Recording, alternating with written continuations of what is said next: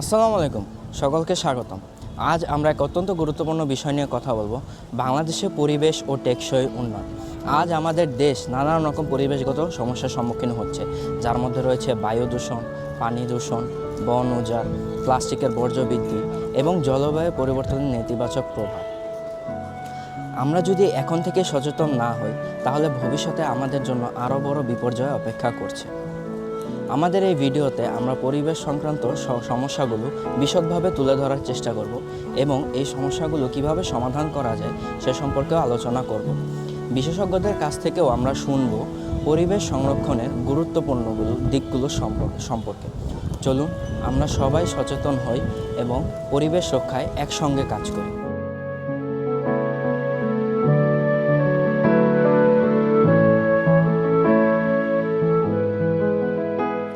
সবুজে শ্যামলে আমাদেরই বাংলাদেশ, কিন্তু আমরা কি গর্ব করে এটি এখনও বলতে পারি?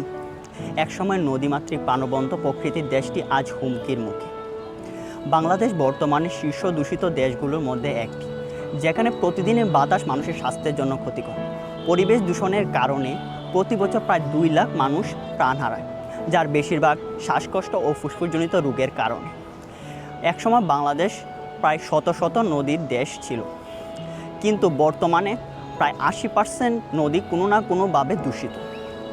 বিগত 20 বছরে বনভূমির পরিমাণ কমেছে প্রায় 20%, যার ফলে বন্যপ্রাণী উজাড় হচ্ছে, উষ্ণতা বাড়ছে এবং জলবায়ুর প্রচুর পরিবর্তন দেখা যাচ্ছে।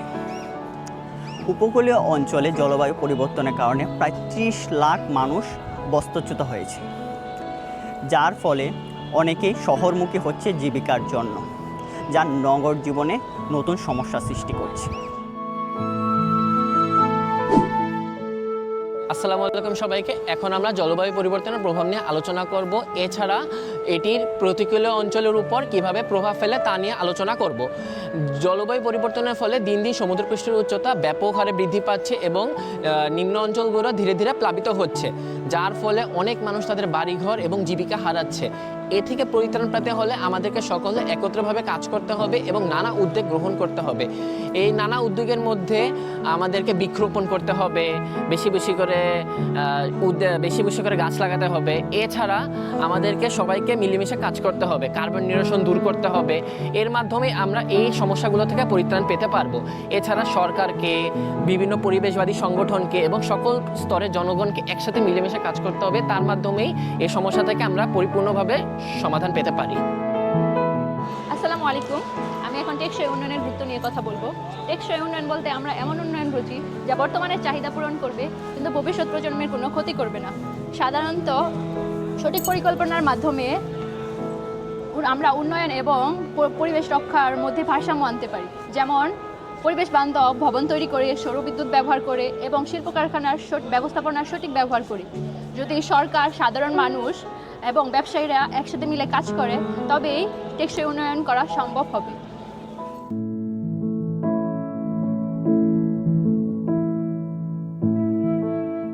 পরিবেশের জন্য সবচেয়ে ক্ষতিকর হলো প্লাস্টিকের ব্যবহার। বাংলাদেশে প্রতিদিন হাজার হাজার টন প্লাস্টিক ব্যবহার হচ্ছে, যার ফলে নদী, নালা, খাল, বিল প্রায়ই দূষিত হচ্ছে। তাই আমাদের উচিত প্লাস্টিকের ব্যবহার কমিয়ে দেওয়া এবং বারবার ব্যবহার করা যায় এরকম সামগ্রী ব্যবহার করা, যেমন পাটের ব্যাগ। এভাবে পাটের ব্যাগ আর প্লাস্টিকের ব্যবহার কমিয়ে দিয়ে আমরা সুন্দর সমৃদ্ধিযুক্ত একটি পরিবেশওয়ালা বাংলাদেশ করতে পারি। আমাদের সকলের উচিত পরিবেশ রক্ষা করা, আর এজন্য নবায়নযোগ্য শক্তি বেশি বেশি ব্যবহার করতে হবে।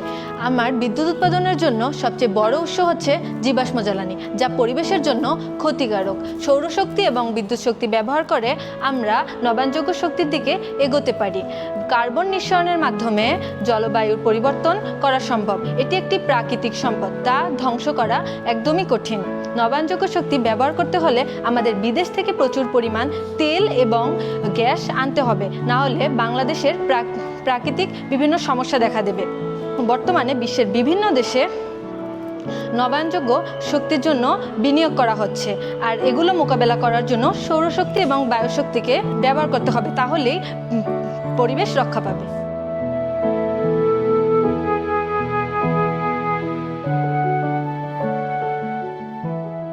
চলুন আমাদের একজন সম্মানীয় শিক্ষকের কাছ থেকে পরিবেশ ও টেকসই উন্নয়ন সম্পর্কে তার কিছু মূল্যবান মতামত জেনে আসি।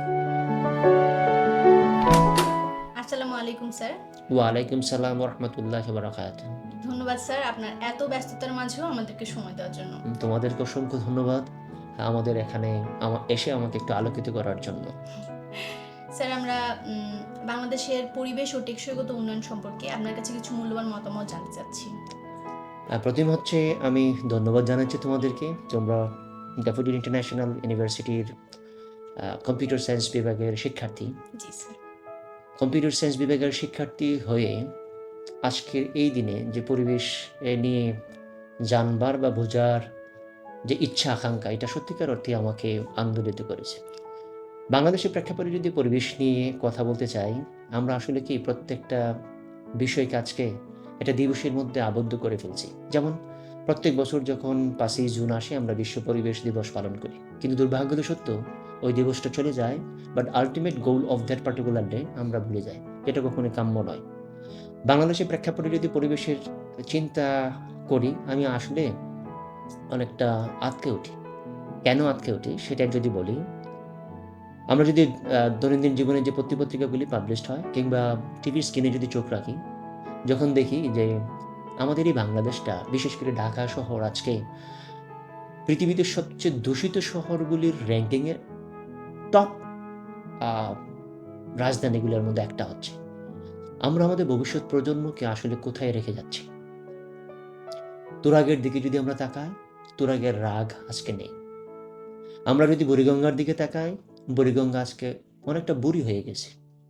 আমরা যদি শীতলক্ষার দিকে তাকাই, মনে হয় শীতলক্ষা কি আজকে সত্যিকার অর্থে শীতল হয়ে গেল? প্রত্যেকটা বিষয় কিন্তু আমাদের আজকের এই দিনের জন্য ভাববার বিষয়। তো বাংলাদেশের এই পরিবেশ নিয়ে যদি আমরা ভাবতে চাই, একটা আইডিয়াল স্টেটে যেখানে ফরেস্টে থাকার কথা মোর দেন 25%, আমাদের গভর্নমেন্টের রেকর্ডে এটা আমরা দেখাচ্ছি বা বলতেছি 16%, কিন্তু আরও অন্যান্য স্টাডিতে আছে সেটা 10%-এর কাছাকাছি। তার মানে ওখানে কিন্তু আমরা অলরেডি মানে বিপদগামিতার দিকে যাচ্ছি।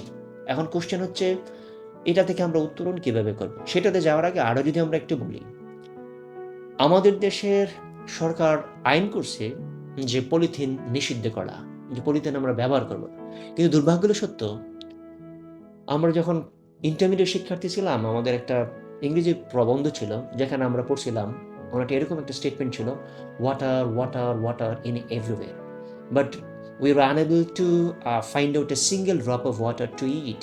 মানে আমরা ওখান থেকে মানে একটু ড্রিঙ্ক, আমরা পান করার মতো এক ফোঁটা পানি খুঁজে পাচ্ছিলাম না, যে পানিটা আসলে বিশুদ্ধ পানি।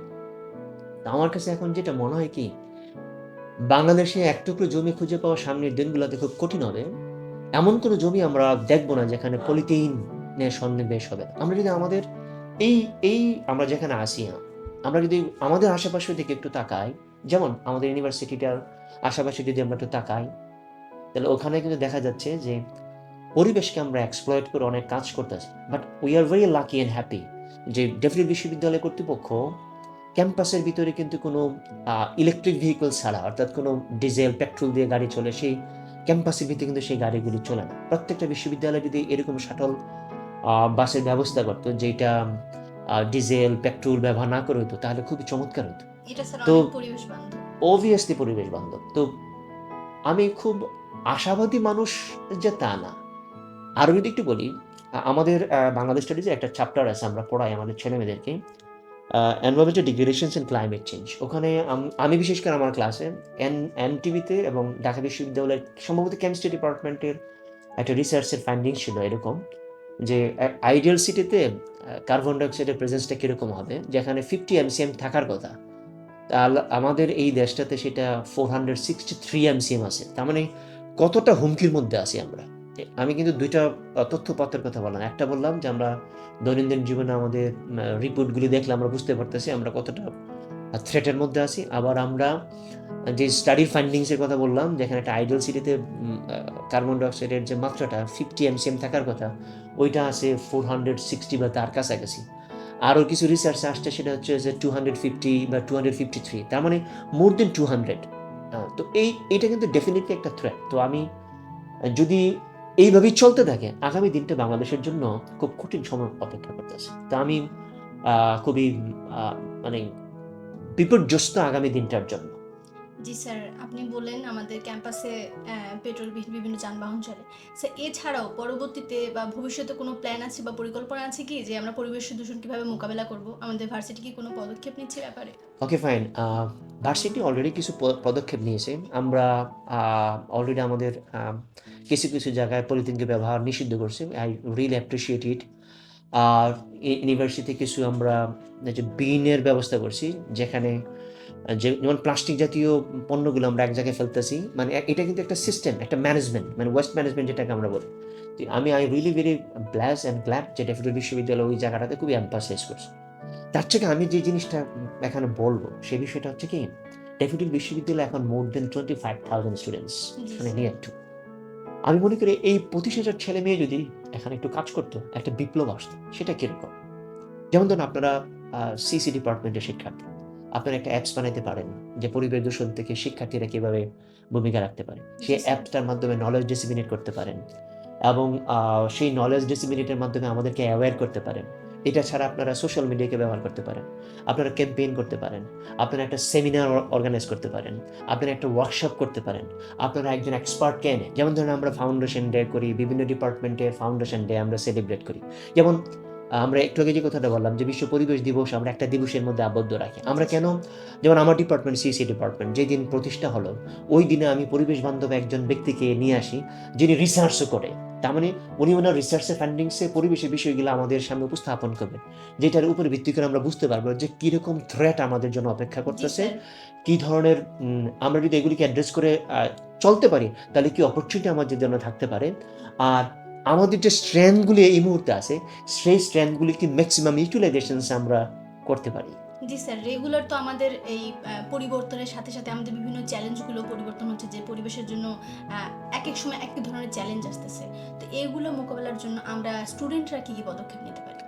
সবচেয়ে বড় যে জিনিসটা প্রয়োজন আমার কাছে যেটা মনে হয়, আমরা হচ্ছে কি ছোট্ট করে যখন প্রাইমারি স্কুলে বা হাই স্কুলে ছিলাম, আমরা শুধু গাইতাম আমার সোনার বাংলা আমি তোমায় ভালোবাসি।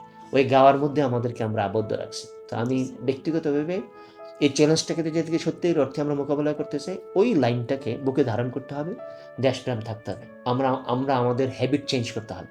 যেখানে সেখানে যা খুশি তা আমরা ফেলবো না, করবো না, রাখবো না। যদি হ্যাবিচুয়াল চেঞ্জ যদি আমরা আনতে পারি, আর আমাদের মধ্যে যদি পেট্রিজম অ্যাপ্রোচটা থাকে, আর সত্যিকার অর্থে যেটা বললাম যে আমার সোনার বাংলা আমি তোমায় ভালোবাসি, এটা যদি থাকে, তাহলে অবশ্যই এই ইয়াং জেনারেশনে বাংলাদেশটা বদলে দিতে পারে কি পারে না, এটা কিন্তু আমরা 24 আগস্ট বিপ্লবে সেটা দেখতে পারছি। তো আর একটা বিপ্লব প্রয়োজন দেশটার, যেখানে ইয়াং জেনারেশন সেই বিপ্লবটা সংগঠিত করবে। যেমন আমরা বলবো পলিথিনকে না বলো, ইয়াং জেনারেশন এই স্লোগান নিয়ে রাস্তায় দাঁড়াবে। আমরা যারা মধ্যবয়সের কিংবা বার্ধক্য আমাদেরকে স্পর্শ করেছে, আমরা আমাদের সেই ইয়াং জেনারেশন তরুণদের সাথে হাতে হাত মিলিয়ে আমরা এ থেকে উত্তরণ ঘটানোর হয়তো চেষ্টা করতে পারি। বাট ইয়াং জেনারেশনের ভূমিকাটা এখানে আমি মনে করি অত্যন্ত গুরুত্বপূর্ণ। দেশপ্রেমটা, আর সর্বোপরি হচ্ছে কমিটমেন্ট, আর রাষ্ট্রের প্রতি যে দায়িত্ব, অর্থাৎ এটা মানে রাষ্ট্র আমার কিছু না, এটা ভাবা যাবে না। রাষ্ট্র আমার, আমিত্ব আমার, এই কনসেপ্টটা যদি আমরা আমাদের মাইন্ডের মধ্যে ডেভেলপমেন্ট করতে পারি, আমরা দেখা যাচ্ছে কি যে দেখেন ম্যাক্সিমাম ইন্ডাস্ট্রিগুলি সরাসরি বর্জ্য নদীতে ফেলে দিচ্ছে, দূষিত বর্জ্য। এখন এই ইন্ডাস্ট্রিগুলি যারা চালাচ্ছে তারা তো একদিন স্টুডেন্ট ছিলেন, শিক্ষিত মানুষ, বুয়েট থেকে পাশ করা, ঢাকা বিশ্ববিদ্যালয়তে পাশ করা, রাজশাহী ইউনিভার্সিটিতে পাশ করা, জাহাঙ্গীরনগর বিশ্ববিদ্যালয়ে পাশ করা, ডেপুটিল থেকে পাশ করা। তাহলে এই শিক্ষিত মানুষগুলি কিভাবে এই কাজগুলি করতেছে, মানে সকলেই বুঝতেছে যে দূষিত হচ্ছে, কিন্তু পদক্ষেপ নিচ্ছি না যে কিভাবে এটা রোধ করা যাচ্ছে। Exactly so.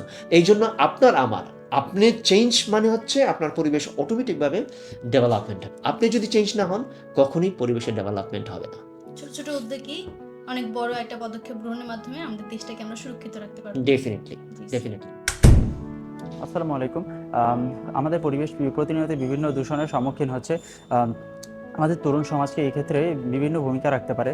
আমাদের তরুণ সমাজ বর্জ্য নিষ্কাশন এবং প্লাস্টিকের ব্যবহার কমানোর মাধ্যমে তারা এই সচেতনতা সৃষ্টির মাধ্যমে তারা আরও হ্রাস করতে পারে এবং বিভিন্ন সামাজিক যোগাযোগ মাধ্যমে মানুষের কাছে এই বার্তা পৌঁছে দিয়ে তারা সচেতনতা গড়ে তুলতে পারে এবং বিভিন্নভাবে বিভিন্ন শিক্ষা প্রতিষ্ঠানের মাঝে এবং বিশ্ববিদ্যালয়ে তারা এই বিভিন্ন কর্মকাণ্ড গ্রহণের মাধ্যমে তারা এই সচেতনতার কর্মসূচিটি আরও বিস্তারিতভাবে ছড়িয়ে দিতে পারে।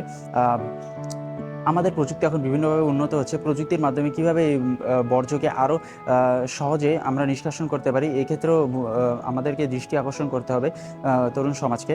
এবং আমরা সবাইকে আহ্বান জানাচ্ছি বর্জ্য যাতে আমরা কম এদিক ওদিক না ফেলি এবং আমরা বর্জ্য এই নিষ্কাশনের মাধ্যমে বাংলাদেশকে আমরা পরবর্তী প্রজন্মের কাছে একটি সুন্দর বাংলাদেশ উপহার দিতে পারি।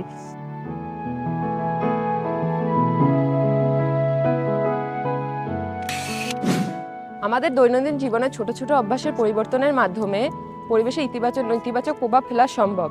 প্লাস্টিক ব্যাগের পরিবর্তে কাগজের ব্যাগ ব্যবহার করা, রাসায়নিক সার ব্যবহারের পরিবর্তে জৈব সার ব্যবহার করা, বিদ্যুৎ ও জ্বালানি সঞ্চয় করা, পানি অপচয় এড়ানো, এসব অভ্যাসগুলো অনুসরণ করে আমরা আমাদের জীবনধারাকে উন্নত করতে পারবো।